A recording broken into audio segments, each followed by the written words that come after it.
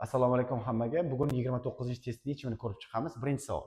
To'rtta burchak shakldagi maydon bor, balandligi 5, asosi 8 ga teng. Mana shuni 4 dan bir qism bo'yalgan bo'lsa, bo'yalmagan sohaning yuzini topishimiz kerak. Dastlab yuzini topamiz, ya'ni 5 kara 8 qilamiz, 40.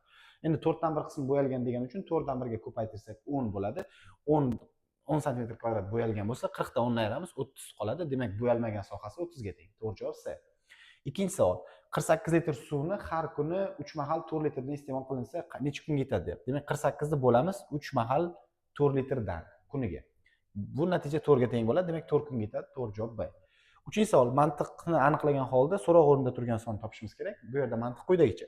7 dan 2 ni ayiramiz 5, 2 ga ko'paytirsak 10. 4 dan 3 ni ayiramiz 1, 2 ga ko'paytirsak 2. 14 dan 9 ni ayiramiz 5, 4 ga ko'paytirsak 20.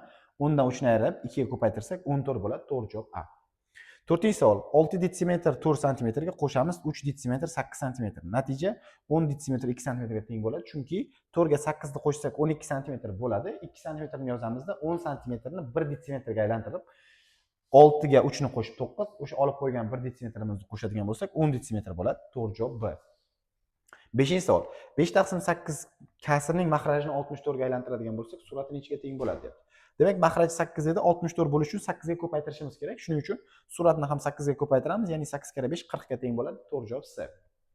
Oltinchi savol. To'rtburchakning uzun tomoni 10 ga teng, perimetri 36 ga teng bo'ladigan bo'lsa, yuzi qanchaga teng deyapti. Bilamizki, perimetrni topish uchun 2 ko'paytirilgan eni qo'shilgan bo'yi va perimetrga teng, ya'ni 36 ga.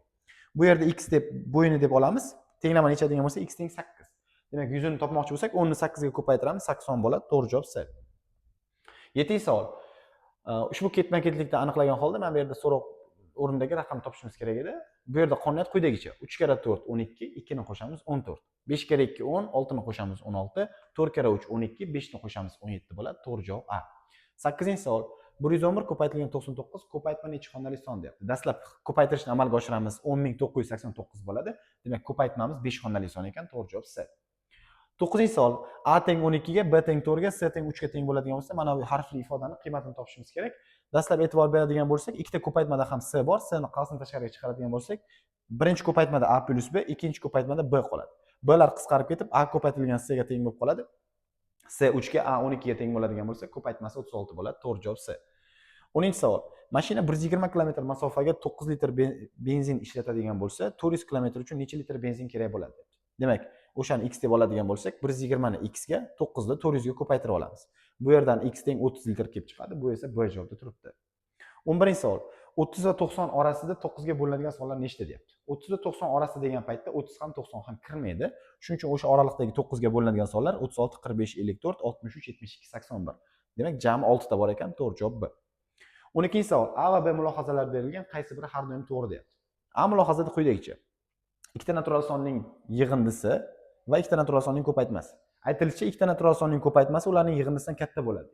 Demak, ikkita natural son deb 1 va 4 ni oladigan bo'lsak, ularning yig'indisi 5, ko'paytmasi esa 4. Ko'rib turibmizki, ko'paytmasi yig'indisidan kichkina, demak A mulohaza noto'g'ri. B mulohaza ikkita natural sonning yig'indisi ikkalasidan ham katta bo'ladi deyapti. Yana o'sha 1 va 4 ni oladigan bo'lsak, yig'indi 5 ga teng va yig'indi har bir qo'shiluvchidan katta. Demak, faqat B mulohaza rost, bu B javobda turibdi. 13-savol. 5 dan 1 qismi 8 ga teng bo'lgan sonni topishimiz kerak dastlab. Demak, buni topish uchun 8 kara 5 qilamiz 40. Mana shu son 20 dan qancha ko'p deyapti. Demak, 40 dan 20 ni ayiramiz, 20 ga teng bo'ladi natija. Bu esa C javobda turibdi. 14-savol. Noma'lum sonni, mana bu yerdagi sonni topishimiz kerak. Dastlab 3 ta 3 burchak 30 ga teng bo'ladigan bo'lsa, bittasi 10 ga teng bo'ladi. Ikkinchi qatorga tushamiz. 3 burchakning o'rniga 10 qo'ysak, dumaloq 5 ga teng bo'ladi. Endi dumaloq 5 ga teng bo'ladigan bo'lsa, mana bu ikkalasining yig'indisi 8 ga teng bo'lishi kerak. Ko'rib turibmizki, bular ham 2 bo'lakka bo'linganmi? Demak, bitta bo'lakchasi 2 ga teng. Endi topishimiz kerak bo'lgan ifoda 3 burchakning o'rniga 10, dumaloqning o'rniga 5 va yarim 3 burchakning o'rniga 2 qo'yamiz. Natijani hisoblaydigan bo'lsak, 20 ga teng ekan. 15-savol. Ketma-ketlikning keyingi hadini topishimiz kerak.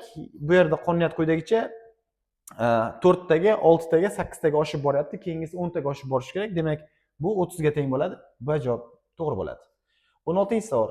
Agar 3 burchak 6 ga, kvadrat 4 ga, aylana 3 ga teng bo'ladigan bo'lsa, mana bu ifodani hisoblang deyapti. Demak, 3 burchakning o'rniga 6, kvadratning o'rniga 4 va aylananing o'rniga 3 qo'yadigan bo'lsak, 6 kara 4 ayrilgan 3 bu 21 bo'ladi. Bu esa B javob. 17-savol. Ko'paytmani oxirgi raqamni toping deyapti. Demak, oxirgi raqamlarni ko'paytirib chiqamiz. 3 kara 4 12, ya'ni oxirgi raqam 2. 2 kara 5 10, oxirgi raqam 0. 0 ni 2 ga ko'paytirsak yana 0 bo'ladi. Demak, ko'paytmaning oxirgi raqami 0 ekan. Bu A javob. 18-chi savol. Tomoni 7 santimetr bo'lgan kvadratni yuzini topishimiz kerak. Bilamizki, kvadratning yuzi a ko'paytirilgan a formula bilan aniqlanadi. 7 ni 7 ga ko'paytiradigan bo'lsak 49 santimetr kvadrat. Endi biz millimetr kvadratga aylantirishimiz kerak ekan. Demak, bu 4900 millimetr kvadrat bo'ladi. Ya'ni 100 ga ko'paytiramiz. B javob bo'ladi. 19-chi savol. 144 sonini rim raqam bilan yozing deyapti. Dastlab rim raqamdan yozishdan oldin xona qo'shiluvchilari ko'rinishida yozamiz. Ya'ni 100, 40 va 9. Endi har birini alohida rim raqam bilan ifodalaymiz. 100 bilamizki c ga teng, 40 ni xl deb belgilab olamiz, chunki 50 dan oldin 10 qo'ysak bu ayirmasiga teng bo'ladi, 40 bo'ladi. 9 ni esa 1 va x, ya'ni 10 dan oldin 1 ni qo'ysak bu 9 ga teng. Demak, to'g'ri javob A. Uning 20-savol.